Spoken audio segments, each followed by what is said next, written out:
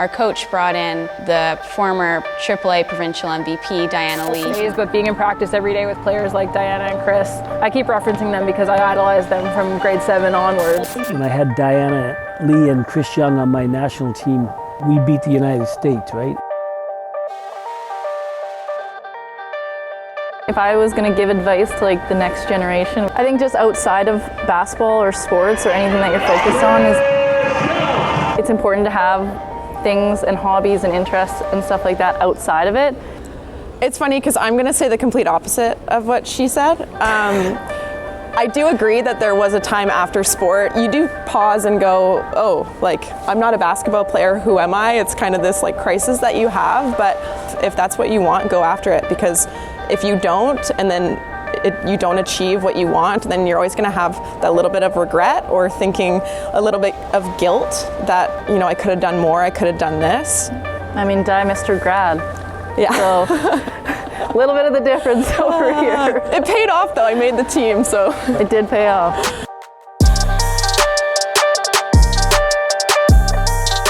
Basketball just like seemed to fit everything I wanted. It was challenging and I loved the people I was with. There was a great group of girls, like this one came along. My family is a big sports family. I'm the youngest of 5 kids, so I was always being dragged to the rink, dragged to the court, watching a lot of games, and I think I just wanted to be just like my siblings. We were just so into like 3D, and to us it was like it felt like the only club that was really like there, especially on the female side. And it really created this amazing culture of girls, and so it just like didn't feel like we had to put in that much time and energy. Like we would always want to be in the gym because of who was there. I remember, I think grade 5 and grade 6, I was doing 3D summer camps, and I would do the boys camp in the morning and then I'd do the girls camp in the afternoon. And you know, thinking back, that was like 10 hours a day of basketball, I think. I think they were each 5 hours, and I just loved every minute of it. We don't remember the scores of the games, but we remember like the late night stuff in the hotel and like hanging out and like traveling around and seeing new things. It definitely exposed us to a lot of like unbelievable players, and going down to those tournaments, you can see a little bit of a difference, like getting out of the North Shore bubble. Going around as a tourist in New York when you're in grade 9, like it's just, there's no experience like it. So that's what I remember.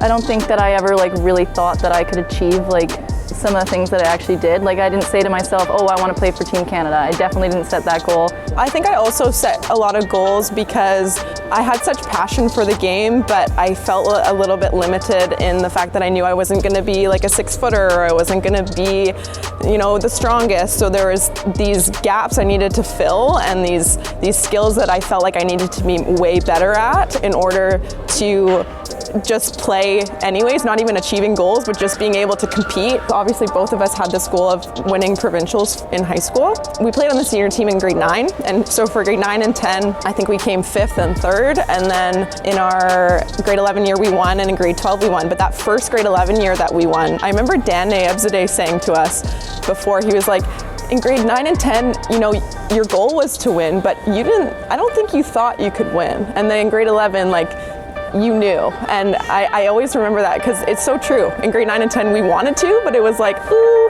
like, can we do it?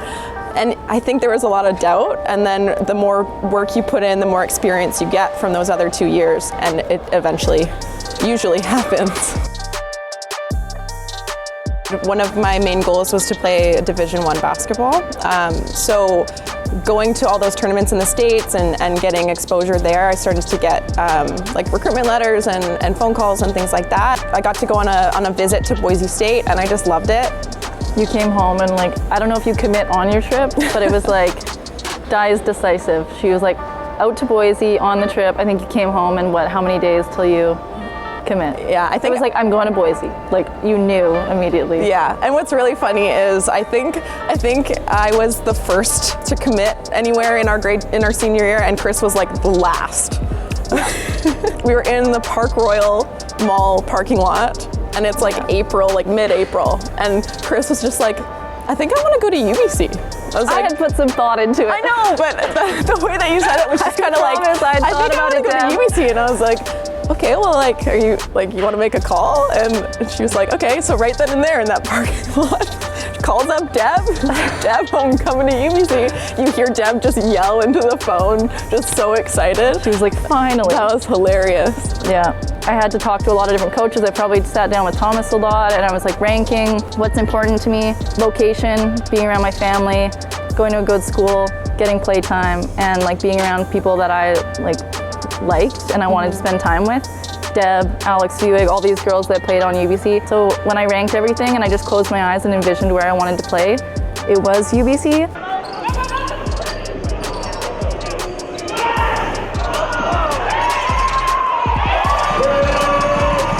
Kris and I, we never had a time where we weren't really talking for long periods of time. I think that was something that was huge for me when I got injured in my junior year. I redshirted my senior year and I had graduated, so I had a bit of eligibility left, but I had finished my schooling and I was feeling a little lost, and Kris, didn't miss a beat, was like, come to UBC. During spring break or something, come on a visit, and I chatted with Deb, and it was the obvious decision to go to UBC from coming back.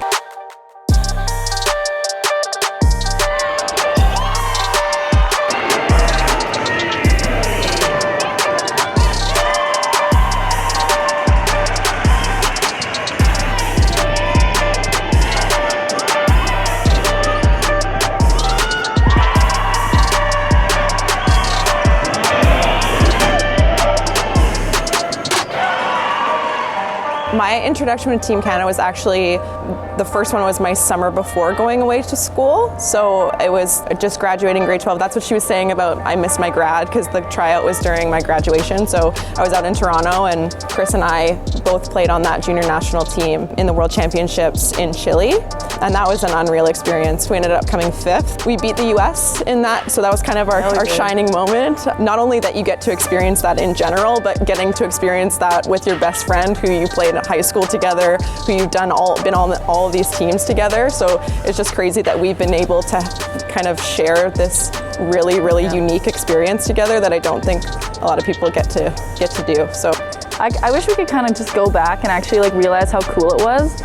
Because I don't know, I played with Di forever. I knew that we were decent basketball players, and you know what I mean? I never thought, oh, Di is not gonna make that team, what if we both don't? It was yeah, we're in this together. And I think looking back now, I'm like, wow, I wish we could have realized how cool that is, that your best friend, same high school team, and you're traveling around the world wearing a Canada jersey. So I wish we could kind of looking back, it's pretty cool, but I wish I could be in it for a little bit and just experience how amazing it is. You kind of wish you knew how much fun you were having. Yeah, exactly. In the moment. Yeah, I agree.